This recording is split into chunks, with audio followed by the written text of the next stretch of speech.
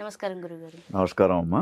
గురుగారు, మనకి డిసెంబర్ మాసం మొదలైపోయింది. అవును. ఈ నెలలో మన డిసెంబర్ నెలలోని ఏ ఏ పండగలు అలానే ఏ ఏ మాసాలు ఉన్నాయంటారు? అలానే వాటి విశిష్టత తెలుసుకోవాలనుకుంటున్నాం. చాలా చక్కని ప్రశ్న భార్గవి.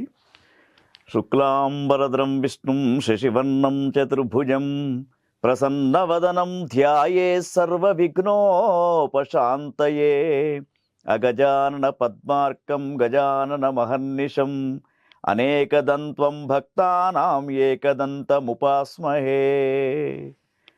చూస్తున్నటువంటి ప్రేక్షకులకు చక్కని కార్యక్రమము డిసెంబర్ మాస ఫలితాలకు స్వాగతం తెలియజేస్తూ, భార్గవి అడిగినటువంటి ప్రశ్న, డిసెంబర్ మాసంలో మనకు 2 మాసాలు కలిసి వస్తున్నాయి. ఒకటి ఏమిటంటే, తెలుగు మాసాలలో మాసాన మార్గశీర్షోహం అని చెప్పేసి 19 రోజులు మార్గశీర్ష మాసం, తర్వాత ఒక 11 రోజులు ఏదైతే ఉందో మనకు పౌష్యమాసం, పుష్యమాసం. ఈ 2 కూడా కలిసి వస్తున్నటువంటి మాసం ఆంగ్ల మాసం డిసెంబర్. అయితే ఈ యొక్క డిసెంబర్ మాసంలో మనకు అంటే మాఘమాసంలో వస్తున్నటువంటి పండుగలు చూసినప్పుడు భార్గవి, ఇదే మాసంలో 17వ తేదీ నుంచి ధనుర్మాసం అని చెప్పేసి వస్తూ ఉంది. ఉదయాన్నే 5 గంటలకే లేచి చల్లటి నీళ్లను స్నానం చేసి అలనాడు గోదాదేవి రంగనాథ స్వామికి పూలమాల కైంకర్యం చేసి రంగనాథ స్వామిలోనే లీనమైపోయినటువంటి తిరుప్పావై అని చెప్పేసి 30 పాశురాలను గోపికలంతా కూడా పాడుతూ, ప్రతిరోజు ఈ గోదాదేవి యొక్క తండ్రి పేరు విష్ణుచిత్తుడు. అతడు ప్రతిరోజు దండలు అల్లుతూ రంగనాథ స్వామికి వేసేవాడు శ్రీరంగ క్షేత్రంలో. అయితే ప్రతిరోజు ఆ దండను ఈ గోదాదేవి అయితే ఉన్నదో ఆమెకే కోదే అని పేరు.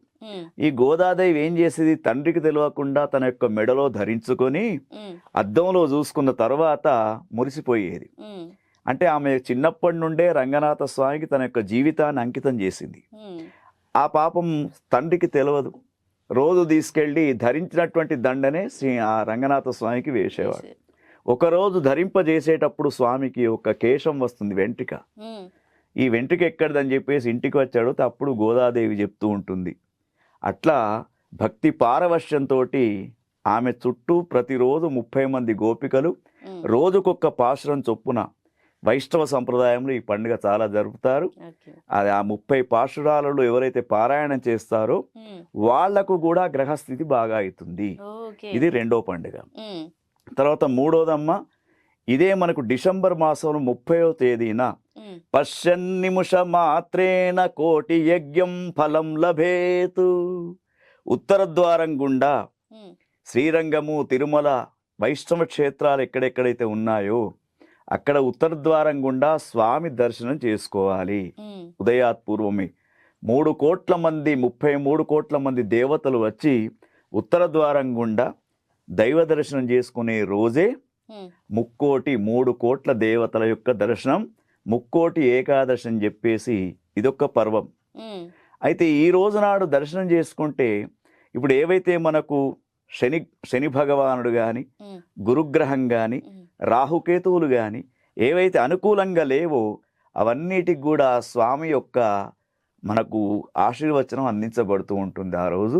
కాబట్టి ఈ 3 పండుగలు మనకు డిసెంబర్ మాసములో చాలా ముఖ్యమైనటువంటి పండుగలు. మన ప్రేక్షకులంతా కూడా, చూసే వాళ్ళందరికీ కూడా వీటిని తప్పకుండా పాటించండి. గ్రహ లోపాలు ఏవైనా ఉన్నా కూడా కలియుగంలో నామ సంకీర్తనం, దైవ దర్శనం, నదీ స్నానం, ఈ 3 చేస్తే గ్రహదోషాలు కూడా దూరం అయిపోతూ ఉంటాయి. అది మన ప్రేక్షకుల కోసం ప్రత్యేకంగా చెప్తున్నటువంటి ఈ యొక్క ఉపాయం అమ్మా. గురుగారు, 2025 డిసెంబర్ నెలలోని 8వ రాశి అయిన వృశ్చిక రాశి వారికి ఎలా ఉండబోతుందండి ఈ నెల? వసుదేవ సుతం దేవం కంసచాణూరమర్ధనం దేవకీ పరమానందం కృష్ణం వందే జగద్గురుం. డిసెంబర్ మాసంలో 2025 సంవత్సరంలో ఈ వృశ్చిక రాశి వారికి ఏ విధంగా ఉండబోతుంది అనే విషయాన్ని భార్గవి అడుగుతూ ఉంది. వృశ్చిక రాశి వారికి సూర్యుడు అనుకూలంగా లేడమ్మా. కొద్దిగా అనారోగ్య సమస్యలు ఏర్పడే అవకాశం ఉంది. తర్వాత వీరికి కుజగ్రహం కూడా జన్మస్థానంలో కుజుడు ఉన్నాడు అంటే ముఖ్యంగా గర్భ సంబంధమైనటువంటి వ్యాధులు ఎవరికైనా కూడా మహిళలకు గర్భ సంబంధమైనటువంటి వ్యాధులు వచ్చే అవకాశం కనబడుతూ ఉంది. తర్వాత బుధుడు కూడా 2వ స్థానంలో అననుకూలంగానే ఉన్నాడు. అంటే బుద్ధి చంచలత జరుగుతూ ఉంటుంది. అంటే ఏమిటి, ఇప్పుడు ఇక్కడికి వెళ్దాం, ఈ పని చేద్దాం అనుకుంటారు, కానీ 10 నిమిషాలలో మనస్సు మారిపోతుంది, అక్కడికి వెళ్ళరు. అంటే వర్క్స్ పెండింగ్ అవుతాయి. తర్వాత వీరికి అనుకూలంగా చూసినప్పుడు మరి గురుగ్రహం కూడా జన్మంలో గురువు ఉన్నాడు, గురువు కూడా బాగా లేడు, 50-50 పనులు ఏదైనా కూడా. తర్వాత వీరికి వృశ్చిక రాశి వారికి శుక్రుడు ఈ నెలంతా బాగున్నాడు.